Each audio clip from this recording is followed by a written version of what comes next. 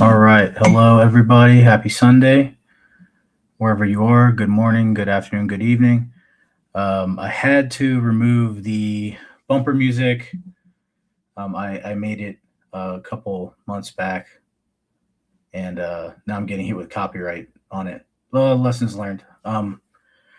So for now, it's just going to be me going on here in my low budget pod. But I wanted to talk about, like, so let me take a step back. So with everything that's been going on in the world, you know, the weird ritual ceremony opening at the Olympics, all this crap with Epstein, the fact that our own government here in America does not care, is denying anything ever happened, saying there's going to be no prosecutions via Todd Blanche, um, ongoing things in Gaza. I mean, I thought we were at a ceasefire, but they're still bombing over there. Situation with Iran. Seems like they're just buying to like the US and Israel are just feels like they're buying time for something really hardcore. Like they're gonna go for it, obviously. That's what they're gonna probably do. And say what you will about the mullahs, you know, I think I've said it before. I'm no fan of theirs, but I also understand that we have this thing called sovereignty, and if we want to believe in sovereignty, we must allow nations to have self-determination. But that aside, the questions I have, what is good versus evil, right? What do we equate to being a good thing, and what's objectively good and what's objectively evil? And I think we have witnessed a staggering level of objective evil in our faces in this world today. And what disturbs me the most is that people seem to double down on positions that they know are objectively evil.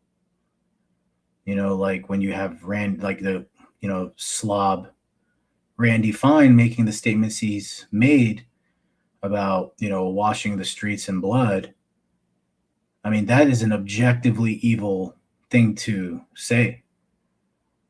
I mean, when you say it in those general terms, you're including women, children, innocent people. Jesus, it's objectively wrong, and we should rebuke it. But we don't.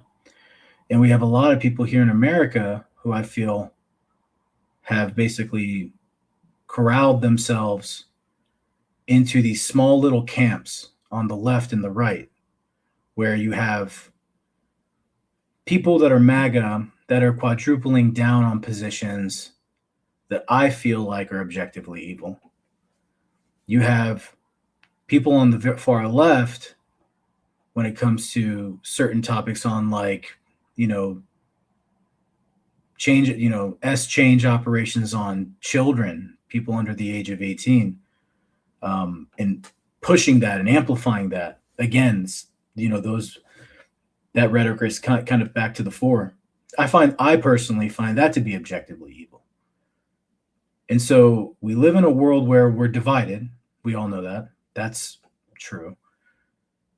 But we're divided into camps, right? So there's a divide and conquer mechanism that's clearly at play here. And then through that mechanism, they basically chunked us out into tribes, right? You have your left-wing tribe and your right-wing tribe. And people rally around these tribes, and they cannot see anything beyond the construct that they are putting themselves within, right? And what I mean by that is, if you vote in America, you always vote R or D. We have been put into this system where third party it doesn't exist really. I mean, you have the Libertarian Party, but what can they really do? They don't have the money and the backing behind them to be of any consequence to the R's and the D's. And so you have people that are split into these two groups. One thing that I noticed I thought was a good that we were, that we believe we were getting to, was the lead up to the 2024 election, where I saw RFK reaching out, or Trump reaching out to RFK, and RFK and Trump joining forces, and Tulsi Gabbard, and then the Bitcoin bros, the tech, then all these people came together. You had Bernie supporters to a degree because they just didn't want to be behind Kamala. You had all these different groups and affiliations and thoughts and tribes, if you will, all joined together to create this new thing that we thought was coming to be. And it did come to be, because I personally believe that's how Trump was successfully elected in 24. And then, like, very rapidly after that, we started seeing things that didn't feel right, at least for me. Like, I would say, after he got sworn in in January, at the end of January, I was gung ho in the beginning of 25. And then I was gung ho when it came to, getting the illegals out. But then, I have a friend that this individual works is a lawyer and deals with immigration. And I was having a conversation with this person sometime around March of last year. And, we were talking, and I'm like, man, this is amazing. They're finally getting, he's like, no, it's not amazing.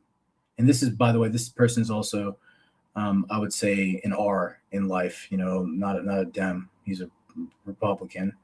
And he basically was the first person to show me that they target kids too. Like, they go to the schools, and that he has certain clients that he has, for asylum cases, legitimate asylum cases. And they're panicking because they're hearing rumors that they're going to the principals at these, public schools and letting them know that they may have questions for kids. And I'm like, man, that is just not right. Like, why would you do that? I don't feel like that's right. When I voted for this current administration, I was under the impression we're going after the criminals. We saw everything with,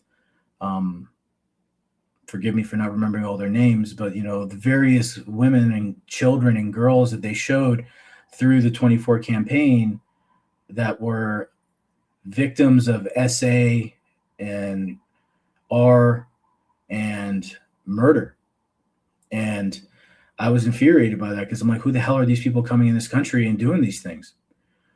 That's an objective evil that I think majority of people rallied around and wanted to get rid of. But then the reality is they're targeting Consuela at the local grocery store, or Jorge that works a construction job that no one else wants to do. My background, I've come up in the beginnings of my career. I was in construction, and I worked alongside people that you may question as legal versus illegal. Of course, they were all I-9. They're I-9 verified, but there's ways to do that. I think we can all be honest about that. But they're good people. Like, we all got up at 4:35 a.m. We went to work. We're digging trenches, and then eventually I was supervising the trenches, and we had a rapport, and these guys just busted their ass. And none of them were white. None of them were black. None of them were Persian. None of them were anything Asian. They were Latin Americans, like Mexican and Central Americans in particular. And they're hardworking people. And so when we ask for the mess, get them all out, I get it. But we were lied to a degree, in my opinion, and the methods and how they're going to do that. So I feel like it is objectively evil to lie to the public, and that is precisely what happened. Then you come forward and shifting gears here to what we've been all asking for years about, and another thing that people came together for Trump this past election was justice for victims of SA, ritual sacrifice, I guess, allegedly, hurting of children, alleged cannibalism that we've all known. If you're in the conspiracy theory world and you've wore the tinfoil hat for over a decade to 2 decades, you've known this crap was always in the background, and it was, there's anecdotes here and there, and then we go into like the Jimmy Savile revelations. And to be fair, it was David Icke. I remember David Icke was the first to talk about Jimmy Savile way back in the day on Alex Jones, when Alex Jones was before he sold his soul, in my opinion. Reasons that we will never know why he did this, but I can only conclude that, they got him pretty good. He had $1 billion over his head, and they probably got him to come to the table. But I do remember when Ike was talking about Savile. And then some years ago, not in recent past, or it was in recent past, they, it all came to light, that this guy was a broker of procurement of young individuals for the consumption of the elite, and allegedly for the royal family. All those articles that you may have seen in the past where they'd find like corpses at the estates around, England and what have you. And so we're here today, over a week into these releases for the Epstein files, and we're being told there's nothing here. Kash Patel is doubling down in his lies. Todd Blanche is saying that they're not going to investigate further or prosecute anyone. I mean, to me, that is an objective evil. And what disturbs me the most is that this is coming from the U.S. government. Even in the UK, granted, they're doing their little obfuscation bullshit with the some statements I think I saw in their parliament, and I don't know if it was House of Commons or Lords, but they were basically saying that Epstein is this, and he works for Russia. I mean, let's be real. Like, everyone that's peripherally looked at these documents, or you've been keeping up with particular journalists or podcasters you watch, and they're presenting evidence to you. I mean, I think it's pretty clear who he had significant affiliations with. And so I think that's extremely disturbing, and it worries me a lot that this is where we're going. And I have like a tremendous darkness I feel that's looming over everyone. It's global. I feel like they've come out of the shadows, these powers that be, these evil powers that be, and the game has been rigged from the beginning. And I almost feel like this was like a huge humiliation ritual, in a sense, because they release a taster of this stuff, and then everyone's asking questions, wanting justice, and then you have like Bill Gates coming out and saying Epstein wrote emails to himself. You have Elon Musk, who I want to give him the benefit of the doubt to a degree, because there's like nothing truly proving that he was totally involved or went to the island or did anything. Granted, what does that mean? I don't know. But, at least in his case, like he doesn't seem to have like gone through with it from what we can tell so far. But for him to come out and gaslight people into believing that, like, look at all, he's still harping on, like, we need justice, we need to get these people. It's like, dude, you were implicated. There's no way you didn't know in your 2012, 2013 emails. And I saw another thing on an individual's podcast that there was like a picture from a dinner where it was basically it was Peter Thiel and it was Musk with Reid Hoffman and the big Jeff boy. So that's disturbing. I mean, so did you know him or not? You knew him. Did you go through with these actions? Questionable. But I mean, if you truly want justice for the kids and for these women that were SA'd and God only knows how much worse they went through, like you need to open the algorithm on X, and you need to stop freaking suppressing everybody. So I don't know. I don't trust him at all. Obviously, I don't trust Bill Gates, a guy that has allegedly has emails asking for antibiotics because he thinks he contracted something from a Russian hooker, and he doesn't want his wife to know. I mean, just so evil. And so, what is objective good? I guess I get to. And I know I'm all over the place. This wasn't a planned topic today, so I apologize. Objective good is people coming together, not relenting, and continuing to push forward to get this crap out in the open and get these bastards locked away. And I saw this incredible episode of this is the most recent episode of the, I think, what is it? A Night of the Seven Kingdoms, the new Game of Thrones spinoff. And they have a line in there that like hit me. And it's just like the guy was basically talking to Duncan, is like, it's just essentially, I'm paraphrasing, I'm probably butchering it, but more or less was basically saying it's just unbelievable, the irony of it all, when those of honor are the ones that get burned the hardest, right? The ones that try to be objectively good are the ones that suffer the greatest of consequences. But this is what we've known forever. This has been true forever, and it will forever be true, because evil does not rest, and good seems to, because, you're living your day-to-day life. You're not hurting anybody. You're not thinking of doing these nefarious things or participating in these nefarious activities. You're just trying to live your life, whether it's with yourself. You go and you come home, you like playing some video games, and you just live your life, docilely. That's fine. You have your wife. It's just you and your wife, and you have your dogs, or you have your children, and you're just trying to live your best life and spend time with friends and family. These are great things. These are objectively good things. But like, we're at a point, in my opinion, that those that value objective good, that want to be pursuing that on a scale that's greater than your own personal life, we need to come together. Like I said in the last episode, where we need to put this political party bipartisan crap behind us. It's not real. It's fake.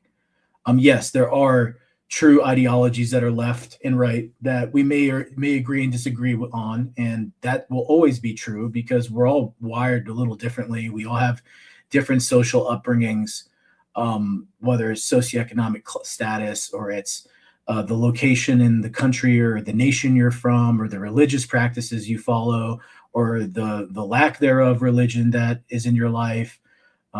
Did your parents treat you well? Did your parents treat you poorly? Were you taught to hate because that's how your father was? Or were you taught to love because that's how your father was? Did you have a father? Did you have a mother? All that crap weighs in to how you operate every day, whether you are aware of that or not.